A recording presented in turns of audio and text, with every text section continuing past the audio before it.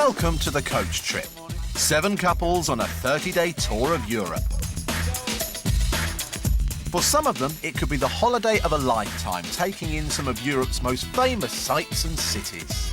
That's fabulous, isn't it? Yeah, look at that. It's nearly falling down, isn't it? It's nice to relax and just kind of chill, think about bubbly water and fun. But for others, it could be a complete nightmare. I mean, if you can't tell somebody to the face, you shouldn't be on this show. It was boring. No other word for it, boring. This is no ordinary coach trip, because if you don't like the people you're travelling with, you can vote to send them home. You said to me, "Oh, well, we haven't got a yellow card yet, have we?" And smiled and smugged at me. You're not the Queen, sweetheart. Just give up.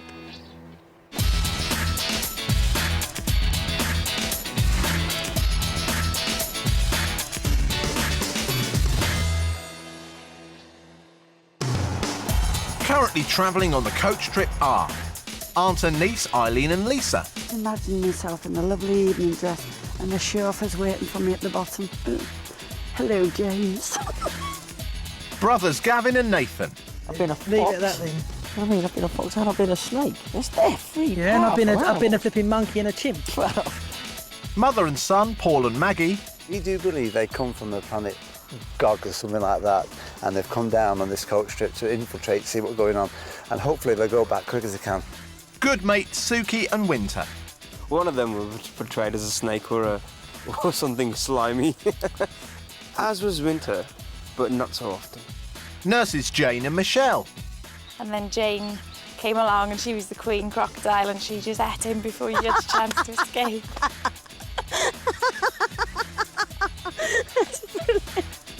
husband and wife Renee and Brian, Yeah, but I don't think he minds. I mean, we all cuddle Suki because he's big and fat. friends Tracy and Debbie. We instantly looked at that picture and resembled ourselves. The facial expressions. In fact, we could probably reenact it, couldn't we? And always remaining calm under pressure is Brendan, their tour guide. I hope he can get us back to London. I hope he knows where Gloucester Road is, because if not, I'm getting off at Dover and I'm getting a train. I rest my case. Sick of it. Last time on day 28, the coach continued on the French leg of the tour and stopped in Poitiers, where the group got to monkey around with some primates at an animal park. Let's get this on camera. That's fantastic. Brothers Gavin and Nathan tested the patience of some of the passengers. Ever have them attacking or killing each other? They all have different personalities. Who rules between the chimps and the gorillas, then? Are they the equivalent of human years? They just really quite annoying, asking too many silly questions. In their little world of their own, really. Yeah. But at voting time, it was Michelle and Jane who got the yellow card, much to the delight of Gavin and Nathan. I'll grow up. Today, the coach arrives at its final European destination. It's day 29 of the coach trip.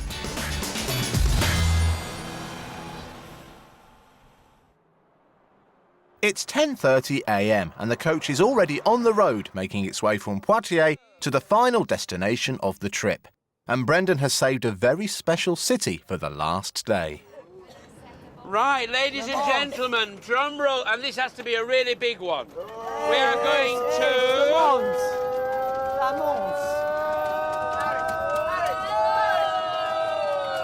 Okay. Paris! So the trip's last stop is Paris, which is just what some of the passengers needed. Yesterday, Jane and Michelle and Suki and Winter had had enough of Gavin and Nathan, and at voting time made sure they knew it. I'm going to be completely honest with you, you know, you've just been a bit rowdy for us and maybe a bit too much for me, personally. But I'd rather say it to yourselves than keep it to just on the camera. We are voting for Nathan and Gavin. I'll grow up. The brothers only escaped getting a red card because the rest of the coach trippers decided to just sit back, grin and bear them. We don't really want to lose anyone now. We've got a nice balance. I couldn't put up with maybe another 3 days of those lads, I think. And I think if you ask everybody else that question, They'll all they say would the say same. But as the tour reaches its conclusion, the passengers aren't the only ones trying to hold it together. Yesterday, Brendan and Chris, the driver, also had a tiff. Brendan, please stop telling people incorrect information. We don't know how long it's going to take us. Do you mind? I was just told to say that, Chris. All right, temperatures are getting high, everyone chill. I have apologised to Brendan for that fact. It was done in the wrong manner. But unfortunately, yes, I did just snap slightly in the fact that it was going to take longer than half an hour. So I tell people it's going to take half an hour, but it could take an hour to get there. As far as I'm concerned, he can go whistle in the wind. He gets stuck down the bloody Rue de Montmartre. Well, that's it. He can find his own way, because I know Paris very, very well. And I hope he does, because I'm not helping him. He's got the maps, he can read them. Well, it seems Chris has taken Brendan's advice on board. So let's hope that Brendan accepts his apology by the time the coach arrives in Paris.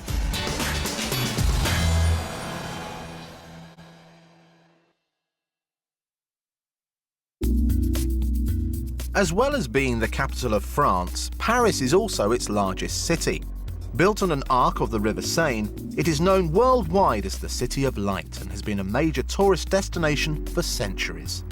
Renowned for the beauty of its architecture, its urban perspectives and avenues, as well as the wealth of its museums, Paris also contains some of the world's most famous landmarks, including the Champs-Élysées, and at its western end, the Arc de Triomphe, one of the largest triumphal arches in the world.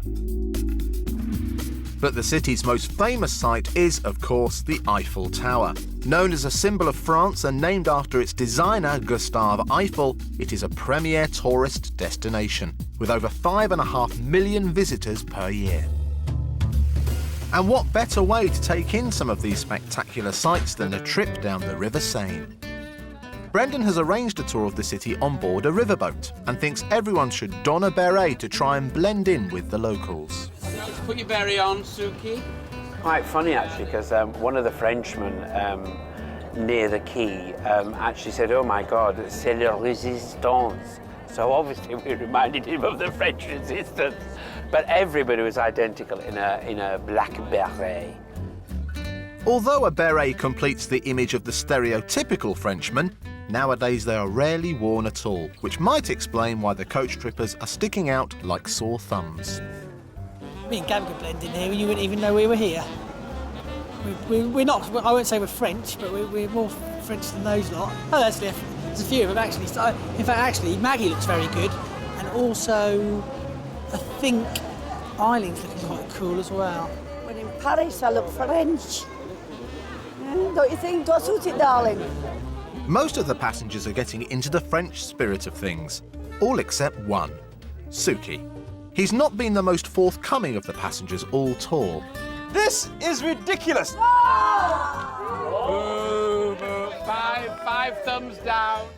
I'd rather gone around in a minibus rather than an open tour bus with the rain coming into your face. Smelt of fish today. I don't know if that's a good or bad indication. Horrible. And even now, at the last city on the trip, there's no Vive la France from him, and the beret's off. Suki, why aren't you wearing your beret? I think Suki feels a little bit silly wearing his beret, but he looks more silly because he's the only one not wearing the beret. Yeah, he's a bit of a sourpuss, I suppose, but no, it itches horrendously apparently for him. So, and he's not been really a joiner, so he's decided, you know, not to wear his beret. But we are all wearing our berets.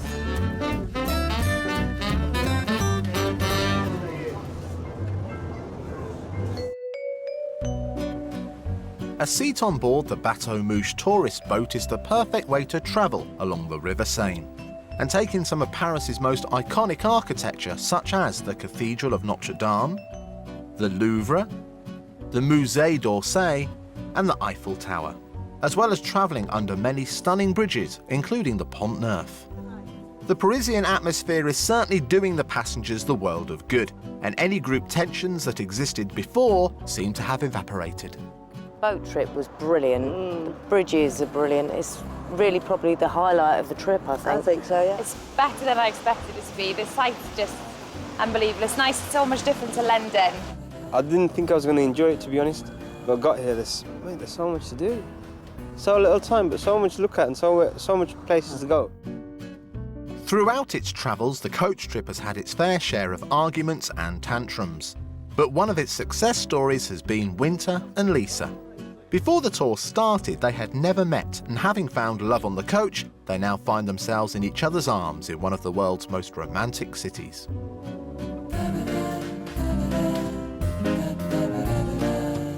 We're just on the same wavelength and we just really get on really well. And we just really like each other. Yeah, we have a good time, you know, we click, you know, have a laugh. And in the short space of time I've known Lisa, we've seemed to get on really, really well. And yeah, that's, you know, we like each other a lot. And we're just going to take it one day at a time. And we'll get back together and see what happens.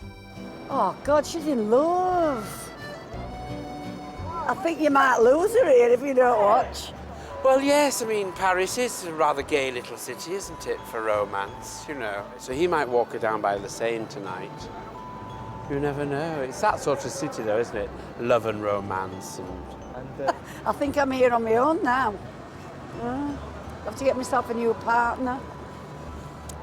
Not Suki, though, because he won't involve himself.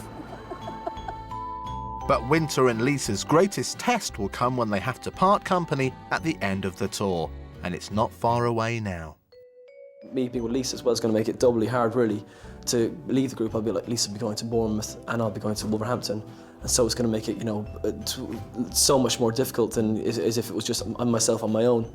So yeah, it's going to be difficult. It's going to be emotional anyway, I think, you know.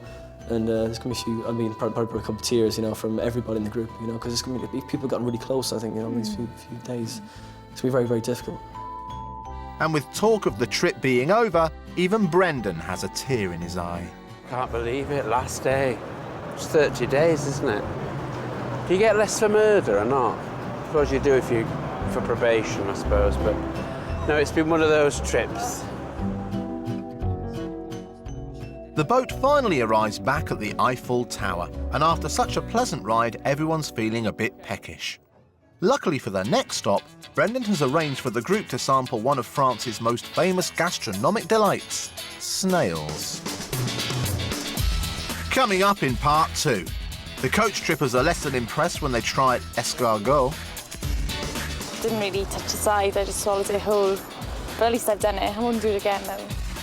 They then gather together for their final vote, where Brendan has a little surprise. And it's time for another vote. But this evening, the voting will be different.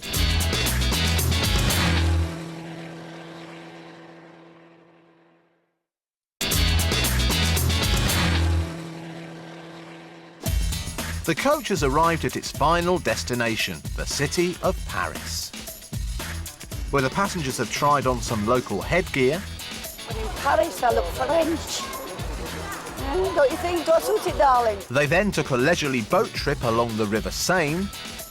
Boat trip was brilliant. Bridges are brilliant. It's really probably the highlight of the trip, I think. I think so, yeah. And now it's time for the group to head through the Parisian streets to the next stop of the day. No trip to Paris would be complete without tasting the local cuisine. So Brendan has brought the group to a nearby French restaurant to try some gastronomic delights. Well, good afternoon, ladies and gentlemen. Here we are at the restaurant Les Fontaines Saint-Honoré, and this is Monsieur Jamel, who is going to provide you with some culinary delights of France. Monsieur Jamel has prepared 3 courses of the very best French food, starting with pâté en croûte, which is a breaded ham and mushroom pâté. Very tasty, actually. It's very good, isn't it? Which is then followed by an expensive foie gras pâté served on gingerbread. A little bit more there, look. Peanut butter, I see. Very good, though. This pâté is very, very good. I've never had it with gingerbread before, and that's very unusual. It's normally tough. Monsieur Jamel's hospitality is certainly going down a treat. The restaurants in Thai tried their local cuisine and that, and it was excellent. It was great. But all that's about to change when he brings out the last course.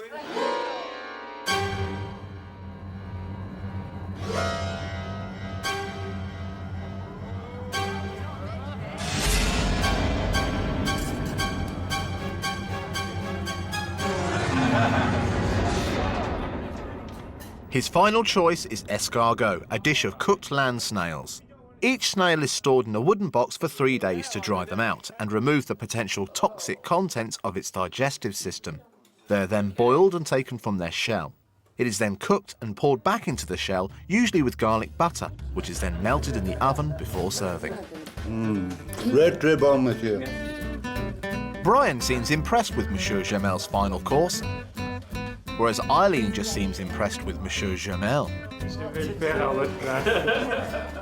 Oh, I'm going to. Do you want to put it in my mouth for me? Oh, easy. What is this woman like?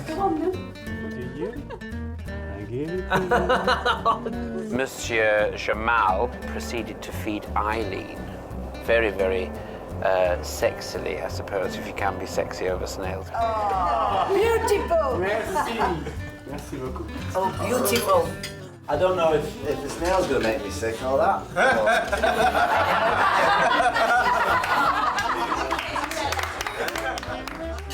But some of the passengers don't agree with Brendan's definition of French culinary delights.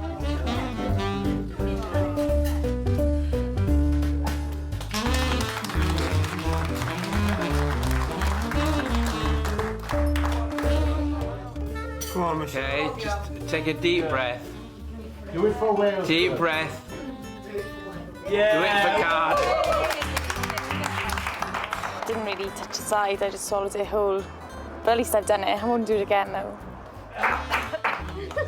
Did feel quite sick actually after, but I did it for my country. Oh, I did it for Wales.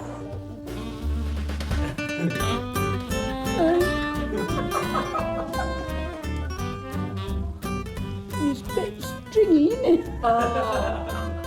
So that just leaves Nathan as the last coach tripper to try a snail.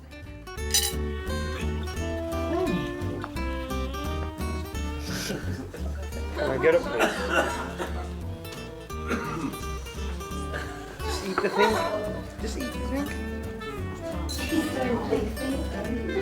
See? It's just You like it? extra long. Is it nice? So why the worry then? Will you eat another one? Have another one? Fabulous. Finally, the meal's over, but there's no time to let anyone's stomach settle because the passengers must head back to the Eiffel Tower, which will provide the perfect backdrop to the coach trip's last ever vote.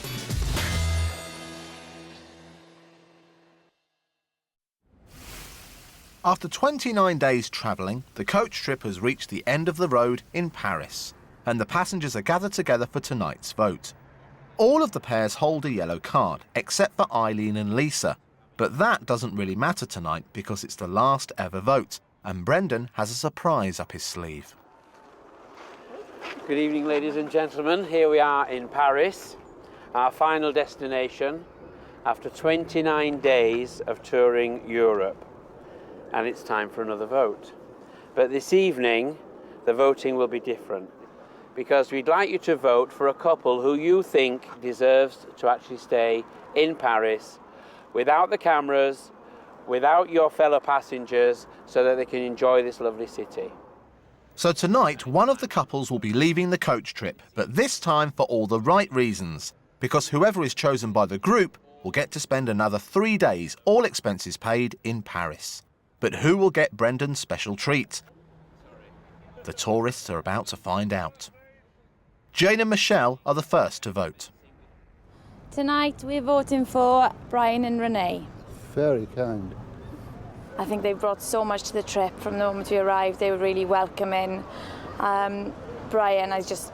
Source of amusement. Yeah. Renee is always up for everything. She just gives it her all. Tonight we're voting for Brian and Renee. There's no one else that under the coach that deserves it, you know. Yeah, I reckon they've been the most supportive out of all the other absolutely groups. Fantastic. Such great people. I mean, always there to give you a laugh and say, don't worry, it'll be all right. Yeah. Tonight we're voting for Paul and Maggie. Thank you. Thanks very much. Paul's been very good to us, doing all the girls' hair. You know, even before he has to get himself ready, you know, and he's just been rushing about. Even in the mornings, he comes around and checks that everyone's hair's okay, and if anyone wants their hair doing, he'll do it for them. Tonight we're voting for hard-working poorly paid 2 nurses, Jane and Michelle. Aww, very kind of you. Michelle is one of the nicest persons I've ever met in my life. She's lovely, kind, a type of person that any dad and mum would be proud of.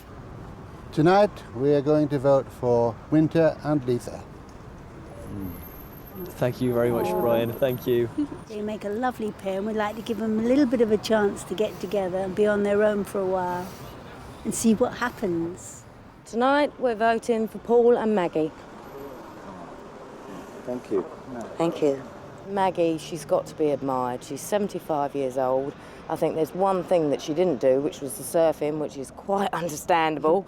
And she really is an inspiration. I hope I'm like that at 75. You know, what a remarkable woman.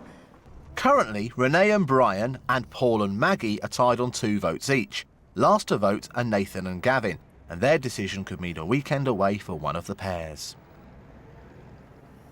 Tonight it gives us great pleasure to vote... Great pleasure for Paul and Maggie. Yes. You deserve it, you deserve it. You deserve it. So with 3 votes, it's mother and son, Maggie and Paul, who will be spending 3 more days together in beautiful Paris. Paul has certainly tried to keep the atmosphere on the coach a happy one, and tonight all his work has paid off.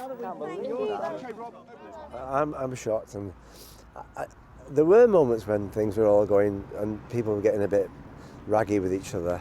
And there were moments when we stepped in and just said, come on, we're here together, we're lucky that we're here. And it's got better and better and better, and this is just unbelievable to me. And I'm so proud of my mum anyway. It couldn't be, it's the greatest accolade to my mum. She's lived a hard life. We've brought 4 children up on her own, and it's a great gift for her. The only 2 days that have been better than this in my life is when my little girls were born. This has been the best day. Well, ladies and gentlemen, for the last time today, finally I have the honour of giving you your tickets for a weekend, all expenses paid in Paris. Yeah!